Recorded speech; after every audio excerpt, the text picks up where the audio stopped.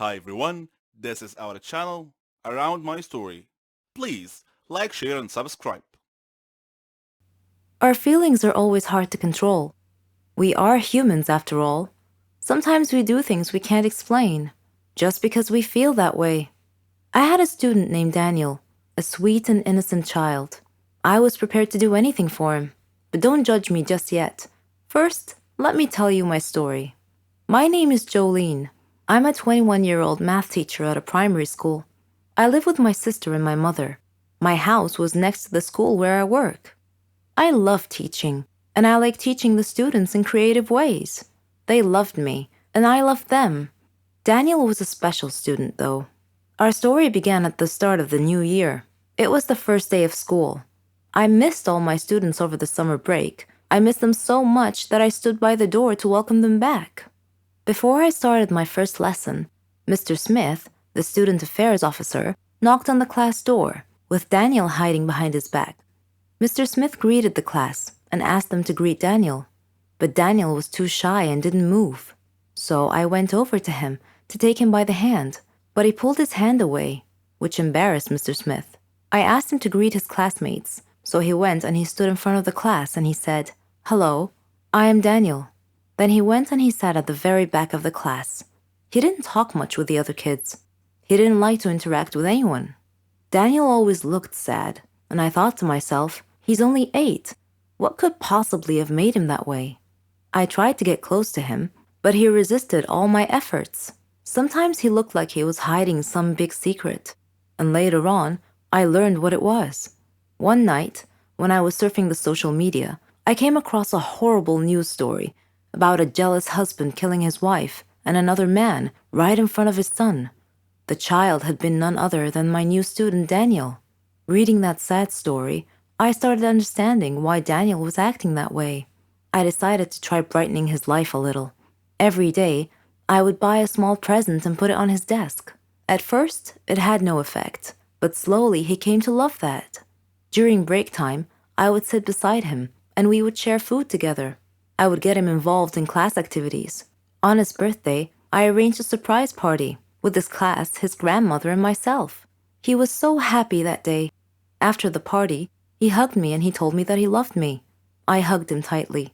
He was not just a student to me. I treated him like he was my own son. He told me that he wanted to call me mother, and that made me so happy.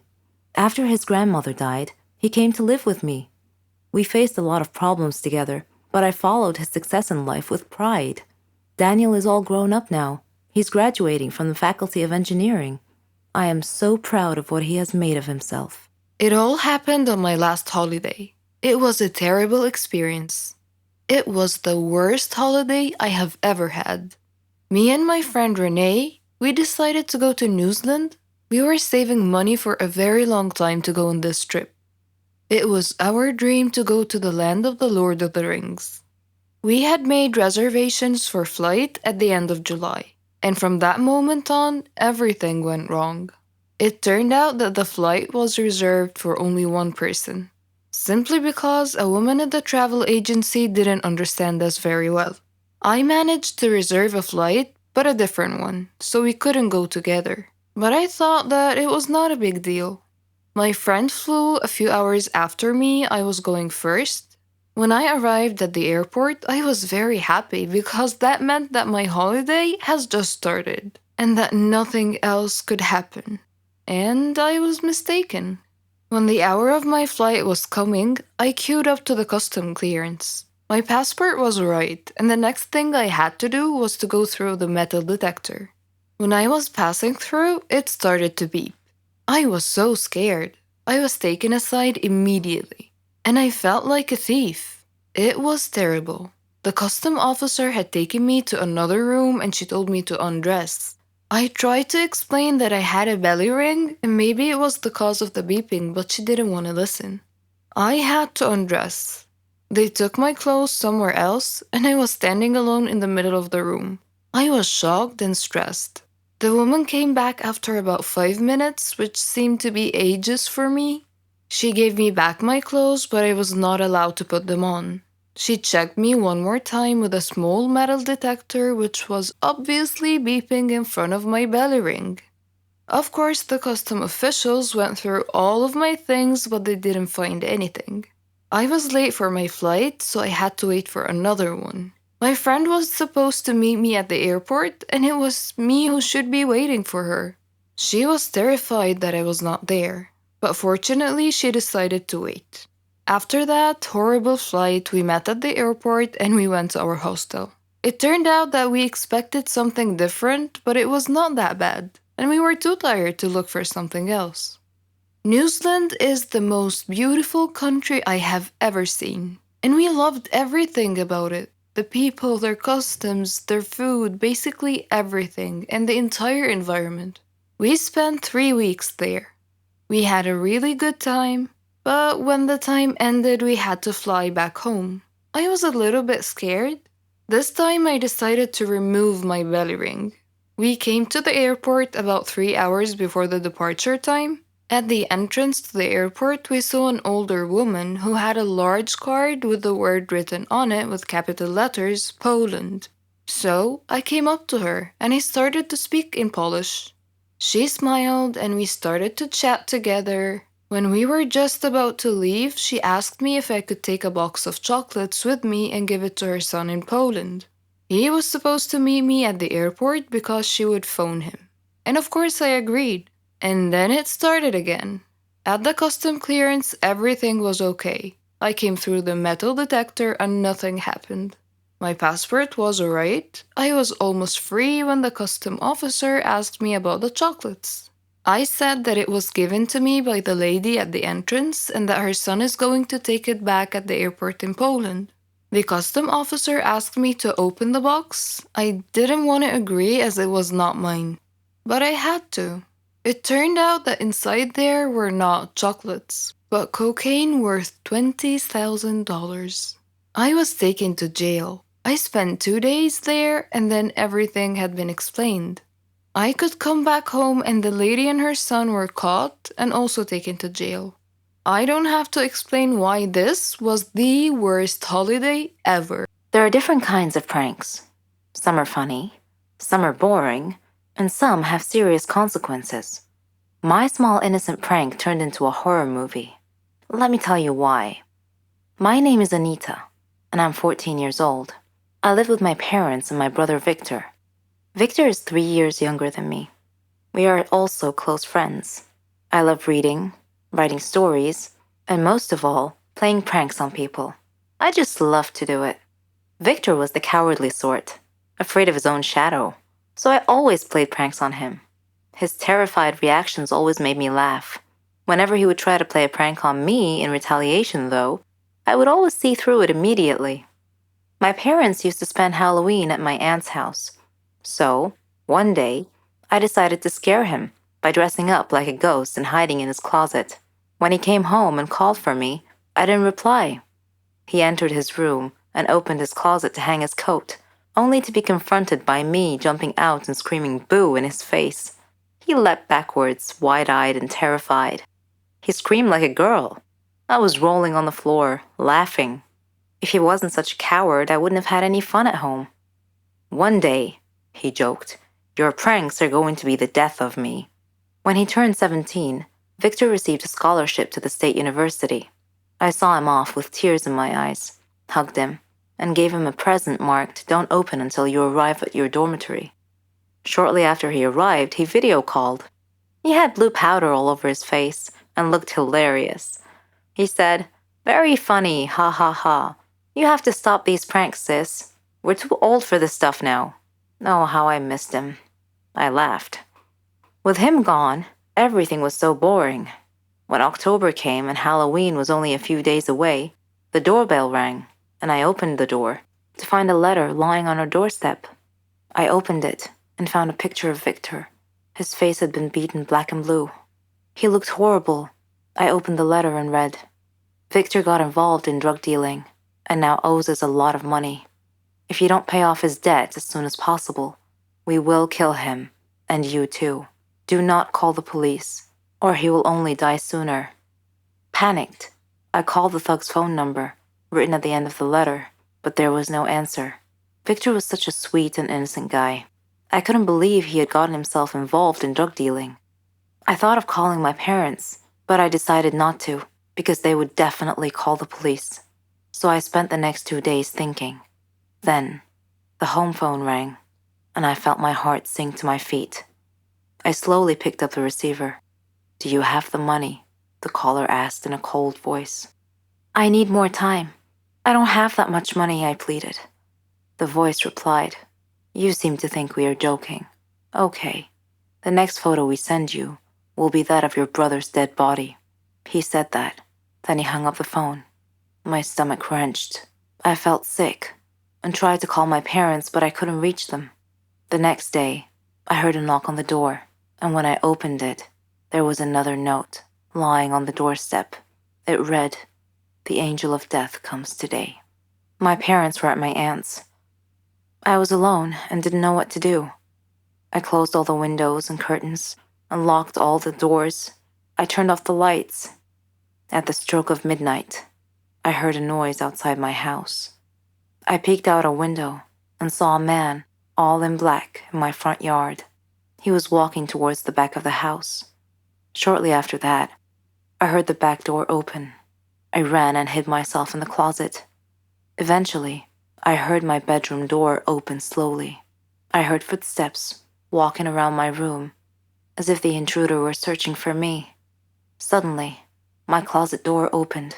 I panicked, pushed the masked intruder, and dashed out of my room and down the hall to the dining room. Victor's decapitated head was on the table. Oh my God. My last thought before I fainted was that if the drug dealers were going to kill me too, just as they promised. Goodbye, life, I thought. When I woke up, I saw my parents and Victor, dressed in black. They all began laughing hysterically. Angry, I snapped. "What's going on? Why are you all laughing? This isn't funny." Victor confessed between laughs. "It was just a prank, sis. And you should have seen the look on your face when I opened the closet door." From that day on, I never played pranks on anyone ever again. How I found out that I was adopted was both odd and dramatic. Odd because I found out in a hotel room while the plumbing at home was being fixed. Dramatic because, well, finding out the parents you've known for 14 years weren't really your parents, tears were bound to ensue. There were clue signs when I was a kid that I wasn't related to anyone I grew up with. First of all, although people told me I looked like my parents, I never really saw the resemblance. Second, prior to my first birthday, I didn't really have any pictures of me as a toddler. And third of all, though you might think this is irrelevant, but I think it plays a part. I'm an only child. Either I was just oblivious, or that I was already so part of the family that it didn't really matter. When I was in grade 2, we learned about baptism in religion class. I went to a Catholic school and religion was part of the curriculum. Our teacher began that lesson by giving us this assignment. Bring your baptismal certificate and a baptismal photo to class. The next day, I was the only kid in class who didn't bring either one. It wasn't like I didn't try. I asked my grandmother where they were because I needed them for class. I remember a brief look of panic flashed before her face. So I just shrugged it off. "I don't know where they are," she said. "I'll call your mom and ask her." My parents were working abroad in America at the time. I grew up with my grandparents in a tiny island in the Philippines. My grandfather passed away when I was 4, and ever since it was my strict but caring grandmother and a string of maids raising me. Summers were the month I looked forward to the most because it meant two things: my birthday and my parents visiting. I was your typical Filipino child with overseas parents. So when my grandmother got off from a long-distance call with my mother and told me that they had my baptismal certificate and photos with them in New York, I wasn't suspicious. I simply restated what she told me to my teacher, who had me look over a classmate's baptismal certificate and photos. When I was a little bit older, I had a dream. I'm the type of person who remembers her dreams. So this particular dream had stayed with me for so many years. Even now, I still remember it. I was at home in the living room, playing with my favorite dollhouse. A woman entered the picture. I remember a mass of dark curly hair and a blue dress. I didn't know her, but at the same time, she looked so familiar. She plopped down on the floor next to me and began to play with me. And then she told me that she was going to take me away. Why? Because she was my mother. I woke up then, was confused for a few minutes, but then I shrugged it off. I must have been watching too much of my grandmother's dramatic soap operas. My father returned to the Philippines to help raise me when I turned 10. I was never particularly close to him anyways. I didn't talk to him much and I avoided spending time with him. Looking back now, I realized that I gave him such a hard time when he was only trying to be a good dad. I have to admire him for never giving up. In those years, I slowly became a daddy's girl, and I still am. He's serious and strict, but has his funny moments. My mother remained in New York, but now tried her very best to visit twice a year rather than once. In 6th grade, again in religion class, we were taught that names were important. They gave us our identities. What did our names mean? How did our parents come to name us? We looked up our names in a dictionary. Mine meant woman of purity. Another definition said simple. That night, I asked my grandmother to call my mother long distance so I could ask her why she gave me my name. Why did you choose my name? I asked her, pencil poised on the page of my religion notebook, ready to take notes. Why did I choose your name? She repeated. Yeah, I replied. I looked up my name and it said woman of purity and simplicity. So why did you choose my name? She was silent for a moment before saying, I don't know. Let me call you back. We said goodbyes and we hung up. I thought that was odd, but I shrugged it off. It was no big deal. If you're still interested in how I found out I was adopted, or why did my mom choose my name, stay tuned for the second part. Hello, I'm Sarah. Ever heard of a phobia before? Don't worry, it's not contagious or anything. It just means you're scared of something in particular. Places, people, things. I have a phobia, but I don't like to talk about it. And I definitely don't want to be seen in that state. I was in my second year at college. I had been very busy that semester because we had a lot of assignments, and it was fine. I mean, I liked studying and completing tasks, but I was never a nerd or a geek. No. I like to dress nicely too. I have my own fashion and style. It wasn't easy making friends though. There were two types of people at my school. Smart nerds who couldn't care less how they dress, and complete airheads who dressed nice.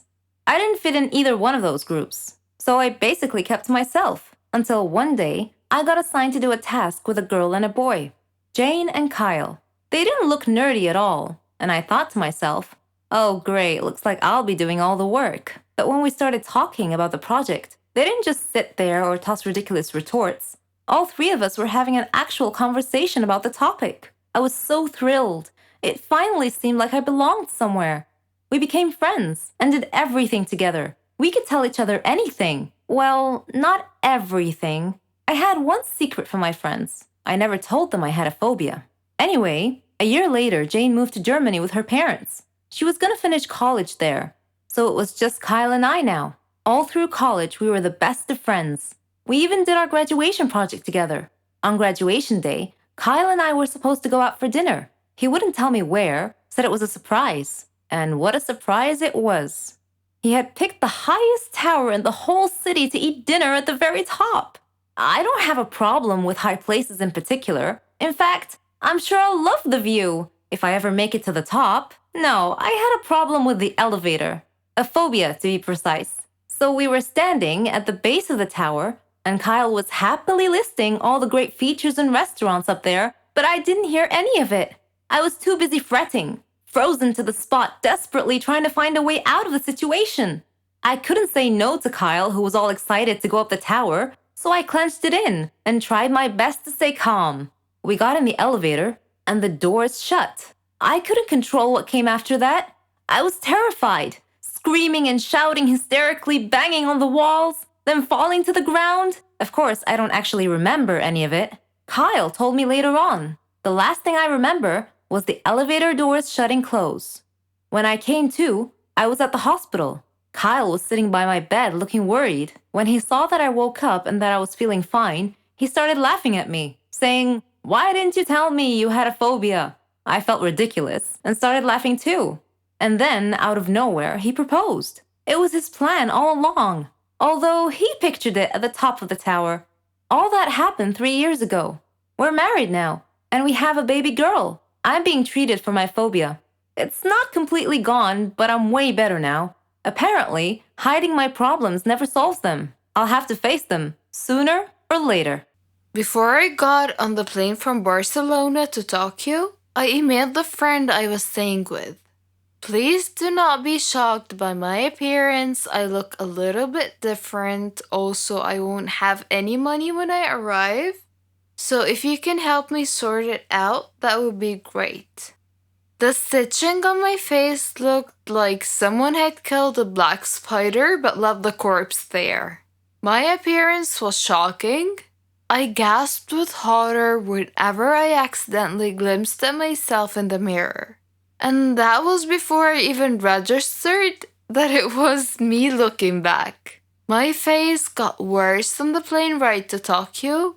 Whether it was just the cabin pressure or the time that was the bruises take to bloom, but my friend meeting me at a hotel in Tokyo blanched when he saw me. My eyes were black and swollen shut. One side of my face was also swollen and bruised, and a long line of black, badly stitched thread ran down my right temple to my brow. I had been assaulted and robbed in Barcelona a few days before, which resulted in 2 black eyes, a swollen jaw, and a fractured skull, now dented and stitched together by an exhausted intern who would never win a prize for the neatness of his craft work. My friend in Tokyo was a lawyer who dealt with the complexities of transitional airline leases and wore tailored suits. We made an odd-looking couple as we went from bank to bank with my